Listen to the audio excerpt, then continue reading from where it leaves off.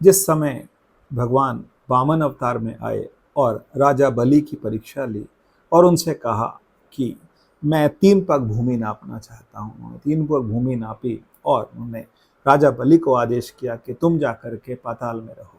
तो राजा बलि को उन्होंने ये भी कहा कि मैं तुमसे बहुत प्रसन्न हूँ, तो मुझसे जो मांगना चाहो मांग लो। तो भगवान विष्णु से राजा बलि ने कहा कि जब भी मैं अपने दरबार में आऊँ उस समय मुझे आपके दर्शन हो, जब मैं जाऊँ तब भी मुझे आपके दर्शन हो। तो भगवान ने कहा सीधे सीधे कहो कि मैं तुम्हारा द्वारपाल बन जाऊँ।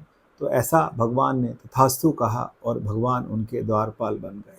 अब ये देख करके माँ लक्ष्मी बहुत परेशान हुई कि बहुत समय हो गए, भगवान के दर्शन भी नहीं हो पा रहे और भगवान के साथ में रह नहीं पा रही हूँ। तो फिर उन्होंने भगवान से कहा, तो भगवान ने कहा कि राजा बलि ही मुझे बंधन से मुक्त कर सकते हैं।